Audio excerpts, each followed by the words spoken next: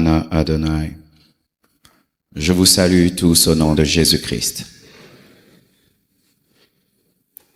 Et un grand fardeau de l'Esprit dans mon cœur ce matin, en faveur des personnes qui doivent être sauvées et des personnes qui doivent être délivrées. Le thème que le Saint-Esprit m'a donné ce matin, c'est « Le jour de ta délivrance est arrivé ». Le jour de ta délivrance est arrivé. Luc 8, verset 22. Un jour, Jésus monta dans une barque avec ses disciples. Il leur dit, « Passons de l'autre côté du lac. » Et ils partirent. Pendant qu'ils naviguaient, Jésus s'endormit. Un tourbillon fondit sur le lac. La barque se remplissait d'eau. Et ils étaient en péril. Ils s'approchèrent et le réveillèrent en disant, « Maître, Maître, nous périssons. » S'étant réveillé, il menaça le vent et les flots, qui s'apaisèrent, et le calme revint. Puis il leur dit, « Où est votre foi ?» Saisis de frayeur et d'étonnement, ils se dirent les uns aux autres, « Quel est donc celui-ci qui commande même au vent et à l'eau, et à qui ils obéissent ?» Ils abordèrent dans le pays de Gérasénia, qui est vis-à-vis de la Galilée.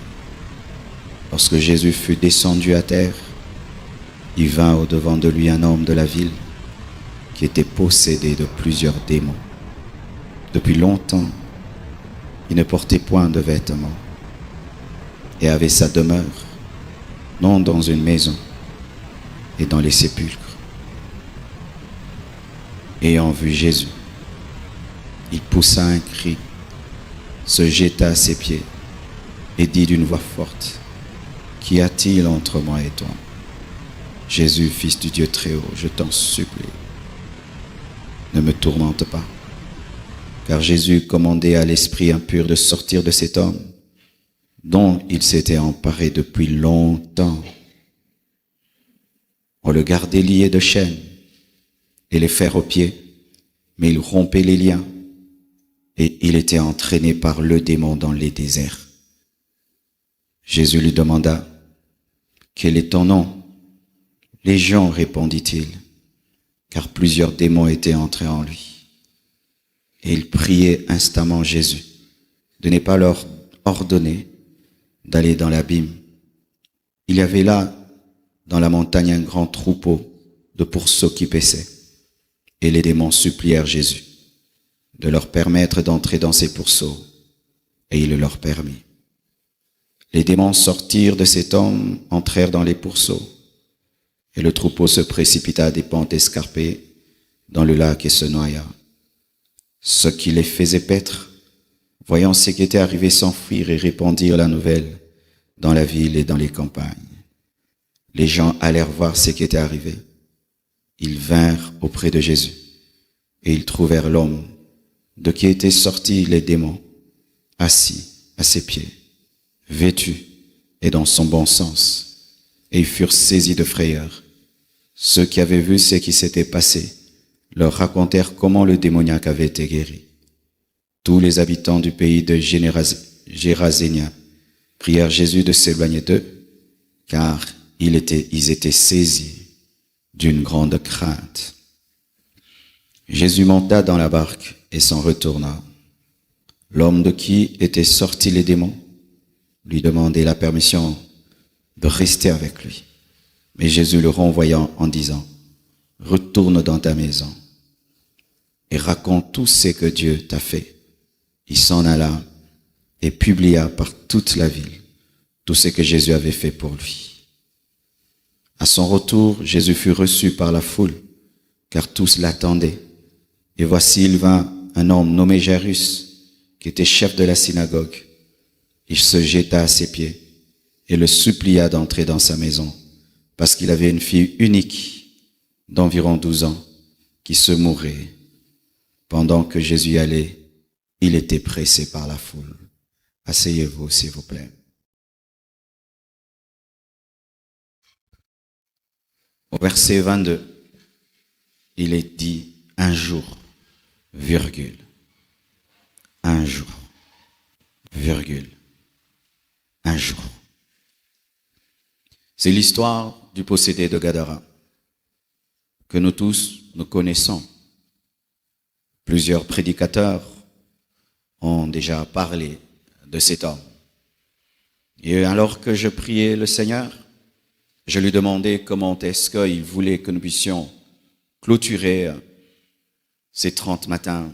Il a déposé dans mon cœur un fardeau pour les âmes perdues et pour les captifs. Nous sommes beaucoup occupés des malades, nous sommes beaucoup occupés des infirmes. Mais aujourd'hui, Dieu veut s'occuper des pécheurs. Il veut s'occuper des personnes qui sont dérangées par les démons. Et c'est une histoire très belle et très merveilleuse. C'est l'histoire d'un fou. C'est l'histoire d'un fou. Dans la Bible, le Saint-Esprit a voulu qu'on écrive l'histoire d'un fou. Pas d'un roi. Ce n'était pas un roi. Ce n'était pas un homme grand. C'était un fou. Et tous ces versets que je viens de lire parlent de ce fou. Toutes ces lignes parlent de ce fou, révélant la valeur que Dieu donne à l'homme, quel que soit son état, quelle que soit sa situation. Quel que soit ton état, quelle que soit ta situation, tu as du prix aux yeux de Dieu. Quelle que soit la boue dans laquelle tu vis, le péché qui te lie, les démons qui te dominent, tu as un prix aux yeux de Dieu. Même si toi-même, en te regardant, tu ne vois plus de valeur en toi, tu te juges, je suis un pécheur, je suis possédé, je suis lié, j'ai des mauvaises habitudes, j'ai un mauvais caractère, je suis insupportable. Même quand tu dis que tu es insupportable, quand tu dis que tu n'as pas de la valeur, lui trouve de la valeur en toi, parce que c'est lui qui t'a créé. Il est capable de voir un diamant dans la boue. Il est capable de voir un diamant dans la boue. Et Jésus quitte une foule. Il prêche devant une grande foule comme celle-ci. Tout d'un coup, il s'en éloigne, il s'en sépare. On croirait qu'il va vers une autre grande foule. Non, il prend ses disciples, il les met dans une barque pour aller vers un homme. La valeur de l'homme, ce n'est pas dans la quantité, mais c'est dans ce que Dieu a déposé en lui. Nous n'avons pas de la valeur parce que nous sommes nombreux ce matin. Nous avons de la valeur parce que nous avons été créés à l'image de Dieu et à sa ressemblance. C'est pourquoi lorsque tu lis les Écritures, tu vas voir Jésus-Christ prêcher des grands sermons à des grandes foules, mais révéler aussi les mystères de l'adoration à une seule femme. Parce que lui ne considère pas l'homme lorsqu'il est avec des hommes, mais il considère l'homme parce que l'homme est le produit de lui-même. Tu as de la valeur. Et s'il n'y avait que toi sur la terre, Jésus-Christ serait mort pour toi. Il serait venu sur la terre pour toi. J'aimerais te dire que Jésus n'est pas mort à la croix parce que nous étions nombreux dans le péché. Jésus est mort à la croix parce que tu as de la valeur à ses yeux. Et lorsqu'il est mort, il ne pensait pas à nous, il pensait à toi, il pensait à toi, il pensait à toi. Il est mort pour des hommes, des manières particulières. Et même si tu ne te donnes pas de la valeur, Dieu te donne une grande valeur. Jairus a invité Jésus. La femme syrophénicienne a prié Jésus, viens t'occuper de ma fille. Le centenier romain a imploré Jésus pour son serviteur. Mais le possédé de Gadara n'a pas prié. Il ne pouvait prier, vu son état. C'était un fou. Mais la Bible nous dit que le possédé de Gadara allait sur des montagnes et il criait. Et ces cris sont arrivés jusqu'aux oreilles de Dieu. Ces cris sont arrivés jusqu'aux oreilles de Jésus. Et Jésus a quitté la foule pour aller exaucer les cris d'un fou. Je me souviens un jour, une famille vient ici me voir et me dit, nous avons notre enfant qui est devenu fou. Mais chaque fois qu'on veut prier pour lui, il refuse. Et il a demandé que tu pries pour lui. J'étais en train de m'occuper de vous. Et Dieu m'a dit, non, tu dois aller au Saint-Pépé. Tu dois aller pour ce jeune homme. Va au Saint-Pépé. Je suis allé au Saint-Pépé, mes frères. J'ai vu des beaux garçons fous. Des belles filles folles. Et des parents qui deviennent prisonniers de l'hôpital. Parce que comment tu vas dormir quand tu sais que ton enfant est fou? Comment tu vas manger? J'ai vu des parents en bon état, mais prisonniers de l'hôpital.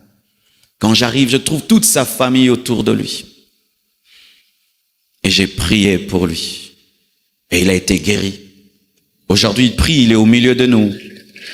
Sa sœur avait un problème de stérilité. Elle a été guérie. Et d'autres fous ont été guéris. Il fallait quitter cette assemblée. Aller jusqu'à l'Uniquine pour voir un seul homme. Jésus te voit. Même si tu es au gradin là-bas. Même si tu es dehors là-bas. Même si tu suis cette vidéo cachée. Jésus te voit. Tu as de la valeur. Et lorsque Jésus prend ses disciples et les met dans la barque, toute l'équipe, les apôtres pensent qu'ils vont pour une grande croisade. Ils pensent qu'ils vont rencontrer un grand homme. Mais Jésus avait écrit, agenda, aujourd'hui, le 30 août, la délivrance de Simon. Pas de la foule, de Simon. Et comme c'était son jour, Jésus se déplace et il va à Gadara. Et pendant qu'il va, la Bible nous dit qu'une tempête souffle. Et pour ma part, je crois que les forces des ténèbres qui étaient dans cet homme ont voulu faire chavirer le bateau de Jésus pour qu'il ne puisse pas le délivrer. Mais Jésus l'aimait tellement qu'il a calmé la tempête et il a calmé les eaux. Il a dit, j'irai délivrer ce possédé. Quelles que soient les oppositions du diable, tu seras libre ce matin. Quelles que soient les oppositions de la sorcellerie, tu seras libre ce matin. Quelles que soient les puissances maléfiques, tu seras libre ce matin. Qu'ils se lèvent, qu'ils montent, qu'ils descendent, tu seras libre ce matin. Que la sorcellerie de ta famille se lève ou pas, tu seras libre ce matin. Que les magiciens s'opposent ou pas, tu seras libre ce matin. C'est pourquoi certains, vous avez raté des accidents, vous avez failli tomber de vos motos, mais je t'assure que la tempête n'empêchera pas à la puissance de Dieu de te toucher. La tempête n'empêchera pas à la puissance de Dieu de te toucher. Aujourd'hui, tu seras délivré des maris de nuit, tu seras délivré de l'esprit de célibat, tu seras délivré de la possession démoniaque, tu seras délivré des liens de famille, tu seras délivré des forces des ténèbres qui te parlent la nuit, tu seras délivré de l'esprit de sirène, tu seras délivré de l'esprit de mort, tu seras délivré des forces de ténèbres qui te pourchassent. Tu seras délivré des puissances sataniques. Aujourd'hui, que le diable le veuille ou pas, la tempête va se calmer. Elle va se calmer. Elle va se calmer. Ta délivrance t'atteindra. Ta délivrance t'atteindra. Même si tu es distrait, tu seras délivré dans ta distraction. Même si tu es distrait, tu seras délivré dans ta destruction. Quelle que soit la tempête, Jésus a écrit. Aujourd'hui, c'est aujourd'hui. Et ce qui est écrit est écrit. Et personne ne pourra changer cela. Aujourd'hui, les démons qui t'oppressaient vont quitter ton corps. Aujourd'hui, les puissants des ténèbres qui te liaient vont quitter ta vie, vont quitter ton corps, ton âme, tes études, au nom de Jésus-Christ de Nazareth. Lorsqu'il dit oui, personne ne dit non. Lorsqu'il dit non, personne ne dit oui. Lorsqu'il ouvre, personne ne ferme. Lorsqu'il ferme, personne n'ouvre. Lorsqu'il bénit, personne ne maudit. Et lorsqu'il maudit, personne ne bénit. Oh, Holy Spirit, thank you for your presence.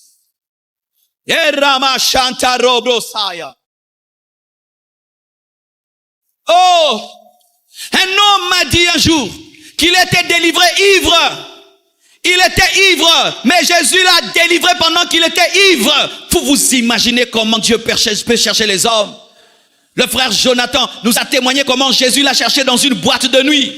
Frère, aujourd'hui, ta délivrance t'atteindra. ta liberté t'atteindra. C'est écrit, c'est le jour du salut. Aujourd'hui, tu vas recevoir Jésus. Ton cœur de pierre, aujourd'hui, va fondre. Aujourd'hui, tu recevras Jésus. Tu viens à l'église par habitude. Tu viens à l'église par mouvement. Tu viens à l'église pour accompagner quelqu'un. Mais aujourd'hui, Jésus-Christ va entrer dans ta vie. Pourquoi? C'est le jour de ton salut. C'est le jour de ta nouvelle naissance. Aujourd'hui, c'est le jour où tes péchés doivent être pardonnés. Ton nom doit être écrit dans le livre de vie. Aujourd'hui, Jésus veut entrer dans ton cœur. Aujourd'hui, je portais le manteau de l'évangéliste, mes frères et sœurs. Car il y a des hommes qui doivent entrer au ciel. Ils doivent entrer dans la famille de Dieu. Pendant que Dieu nous bénit, eux, s'ils meurent, ils iront en enfer. S'il y a l'enlèvement, ils vont rater. Jésus veut les sauver. Jésus veut te sauver. Quand il regarde, il va lui les sauver, mais pas lui. Il est là parmi mes enfants, mais lui, il est perdu. Dis-lui que c'est son jour. Et quand Jésus calme la tempête, la Bible nous dit que lorsque seulement il met ses pieds à Gadara, le possédé est là. Il est là. Il est là. Nu. Nu. Sans aucun vêtement. Avec des blessures. Car il se tailladait. Il se mortifiait. Jésus ne lui a pas dit, va t'habiller avant que je te délivre. Jésus ne lui a pas dit, arrange-toi. Dieu ne demande pas au possédé de jeûner pour être délivré. C'est celui qui prie qui doit jeûner. Il ne lui a pas dit, arrange-toi. Il avait déjà tout fait pour lui. Il s'était déjà préparé pour lui. Quel que soit ton état de nudité, tiens-toi devant Jésus. Il va t'habiller. Certains au milieu de vous, vous n'êtes pas sauvés. Vous savez pourquoi? Parce que tu dis à Jésus, attends, je vais m'habiller. Je vais arranger un peu ma vie. Je vais changer un peu. Non, tu ne peux pas te changer. Laisse Jésus te changer. Tu ne peux pas t'améliorer. Laisse Jésus te transformer. Dieu ne fait pas des améliorations.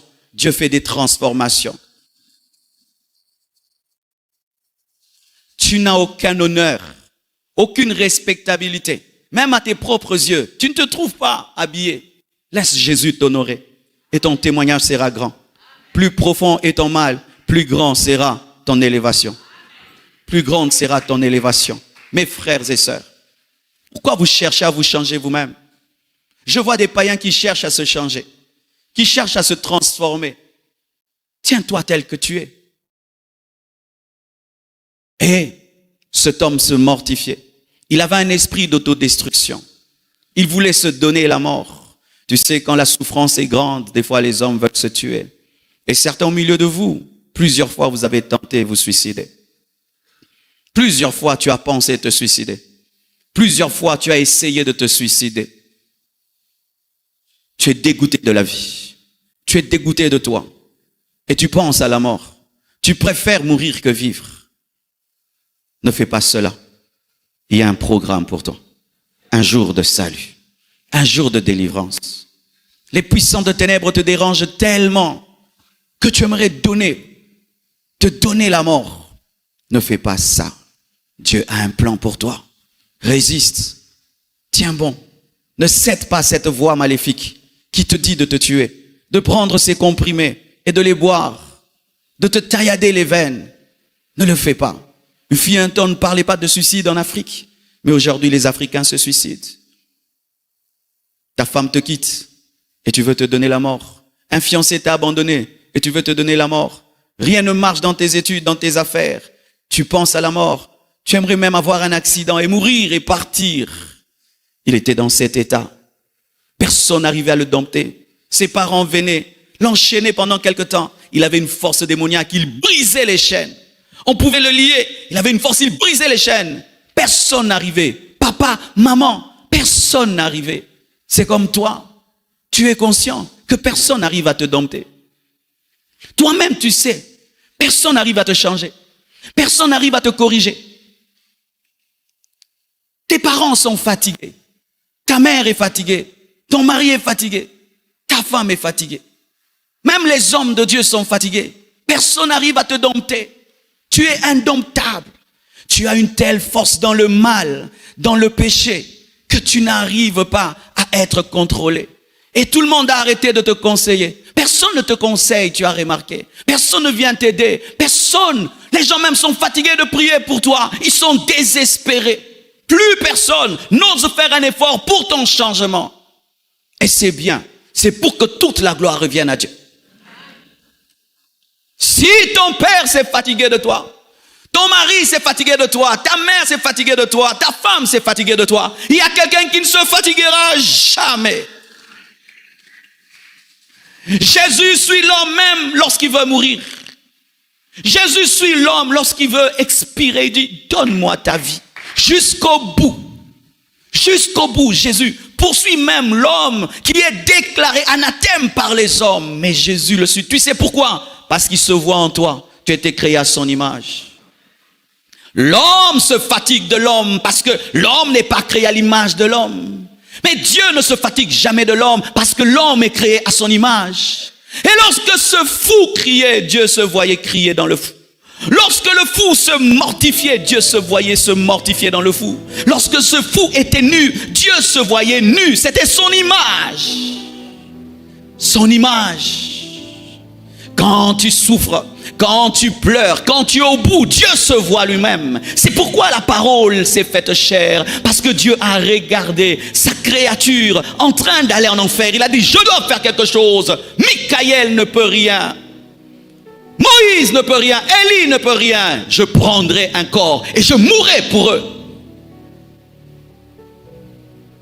J'aimerais te présenter quelqu'un qui peut te changer.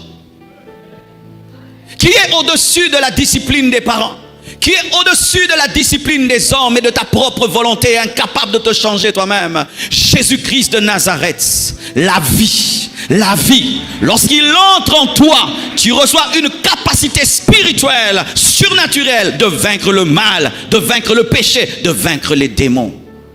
Personne n'arrivait à le dompter. Il n'habitait pas dans les maisons.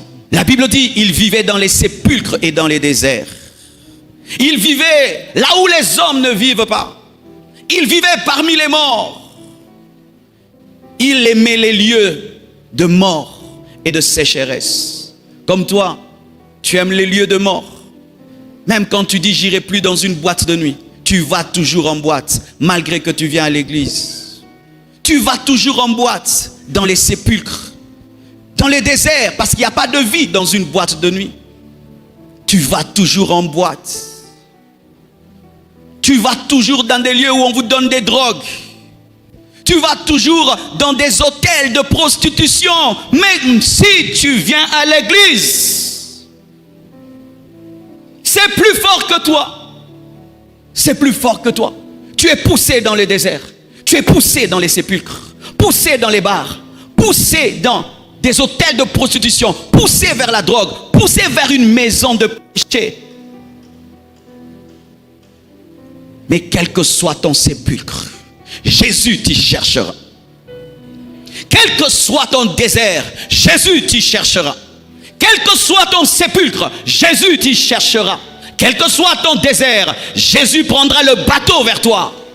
Frères, sœurs, il n'y a aucun homme qui est trop loin de Dieu. Car Dieu peut te poursuivre même dans le désert, même dans le sépulcre. Jésus est allé faire une croisade d'évangélisation dans le cimetière.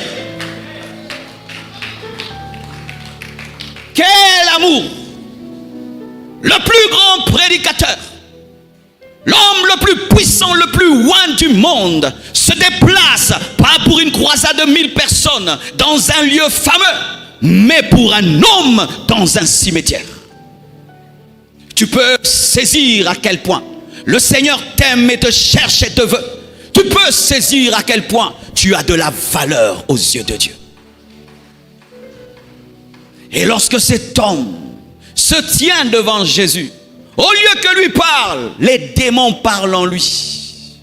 Cet homme n'a même pas eu la capacité de dire comme la femme syrophénicienne, « Aie pitié de moi » ou comme Bartimée, « Jésus, fils de David ». Il ne pouvait même pas parler. Les démons l'avaient possédé.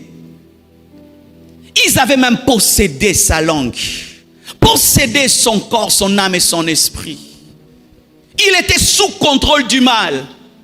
Devant Jésus, ce n'était qu'une enveloppe. Dedans, ce sont les démons qui parlaient, qui dirigeaient, mais malgré qu'ils ne pouvaient prier, l'amour de Dieu a prié pour lui. L'amour de Dieu a prié pour lui. Je me suis converti par une apparition de Jésus. Des choses que les chrétiens cherchent des années, que Jésus leur apparaisse. Moi, Jésus m'est apparu dans une salle de bain, en train de me préparer à aller sortir avec ma copine. Je n'ai pas prié pour ça, mais des gens ont prié et l'amour de Dieu m'a cherché. Un homme a prié pour toi. Une femme a pleuré pour toi. Des intercesseurs ont pleuré pour toi. Et même si toi tu ne cherches pas, l'amour de Dieu te recherchera. Adam et Ève n'ont pas cherché Dieu, mais Dieu les a cherchés. Pourquoi? Dieu connaissait leur valeur plus que eux-mêmes. Et au lieu qu'ils parlent, les démons parlent et se prosternent. Frères, sœurs, nous prions un Seigneur puissant. Quand Jésus a précipité le diable du ciel sur la terre, il est venu mentir les hommes qu'il avait vaincus. Mais quand celui qu'il a vaincu au ciel est venu, il s'est prosterné. De la même manière, lorsqu'un chef arrive à un endroit et il faut un protocole pour le recevoir, et le subalterne doit venir mettre le tapis et le reconnaître comme chef, les démons devaient reconnaître que leur autorité était arrivée. Jésus que je te présente est supérieur au diable. Jésus que je te présente est supérieur à la sorcellerie, supérieur aux démons, supérieur aux puissances des ténèbres, aux esprits méchants. Je le répète encore, Jésus est supérieur aux démons. Et j'aimerais préciser une chose, Jésus n'est pas devenu supérieur aux démons par la croix. La croix n'a pas donné à Jésus la supériorité sur les démons. Elle t'a donné à toi la supériorité. Jésus a dépouillé les démons pour toi, pas pour lui, parce qu'il les tapait déjà avant la croix. Jésus chassait les démons avant la croix. Mais c'est toi qui avais besoin de l'œuvre de la croix pour que les démons soient dépouillés, afin que toi tu opères dans l'autorité. Mais Jésus n'avait pas besoin de cela. La croix, ce n'est pas pour Jésus. La croix, c'est pour toi. C'est pourquoi avant Golgotha, les démons se prosternaient. Pourquoi? C'était déjà le Fils de Dieu. Jésus n'est pas devenu le Fils de Dieu à la croix. Il était déjà. Mais il est mort pour que toi tu deviennes Fils de Dieu.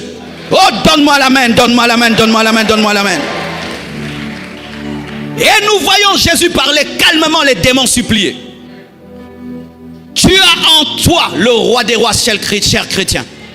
Et toi qui es ici, tu es dans la magie, dans l'occultisme. J'aimerais te dire que Jésus est supérieur au diable, supérieur aux démons, supérieur à la magie, à l'occultisme, à la sorcellerie. La sorcellerie familiale qui t'effraie est rien devant la puissance de Jésus-Christ. Et la Bible nous dit ceci. L'homme, Jésus pose la question. Qui es-tu? Il dit, je suis légion, car nous sommes plusieurs. Regardez la faiblesse du diable. Ils ont besoin d'être plusieurs contre un seul homme. La faiblesse de Satan. Plusieurs contre un seul homme. Toute une légion contre un seul homme. Alors que quand le Saint-Esprit vient dans ta vie, il n'y a pas deux Saint-Esprits. Il n'y a pas trois Saint-Esprits. Le Saint-Esprit vient seul. Donne-moi la main. L'esprit de l'homme est tellement vaste que même s'il y a des 1000 démons en toi, il y aura toujours de l'espace. Car l'esprit de l'homme a été créé à l'image de Dieu et à l'espace de Dieu. C'est pourquoi quand un homme a des démons, on dit jamais qu'il est rempli de démons. Mais quand tu as le Saint-Esprit, on dit que tu es rempli du Saint-Esprit. Aucun démon ne peut te remplir, mais le Saint-Esprit te remplira. Donne-moi la main. Oh, alléluia. Légion est mon nom. Légion est mon nom, car nous sommes plusieurs contre un homme. C'est pourquoi, mes frères, quand tu ne connais pas la vie de quelqu'un, ne parle pas beaucoup. Tu ne sais pas combien sont contre lui. Tu ne sais pas combien sont contre lui. Quand tu vois une personne triste, pose la question, pourquoi tu es triste? Tu ne sais pas ce qu'il a vécu toute la nuit. Peut-être qu'il voit des serpents, peut-être qu'il entend des voix, peut-être qu'il y a un mari de nuit, peut-être que chaque nuit, il y a un esprit qui vient. Quand les hommes voyaient le fou, ils pensaient peut-être qu'il avait un problème nerveux. Quand les gens voyaient le fou, on voyait peut-être qu'il a un démon. Mais quand il se tient dans la présence de Jésus, on découvre la profondeur de son problème. Il luttait contre plus de 1000 démons. Contre une troupe de démons organisés, parce que quand Jésus pose la question, ils sont organisés, c'est le chef qui parle. Il était seul contre une organisation, comme toi tu es seul contre les sorciers de ta famille. Tu es seul contre les magiciens, seul contre des hommes méchants, seul contre la chair, le diable, les démons, les sollicitations à gauche et à droite. Tu es seul. Et Jésus veut entrer dans ton combat. Le champion veut entrer dans ton combat. Le champion veut entrer dans ton combat. Le champion veut entrer dans ton combat. Tu as trop souffert. Le champion veut entrer dans ton combat. Et Jésus commence à leur parler. Il quitte et il dit, et ils disent, ne nous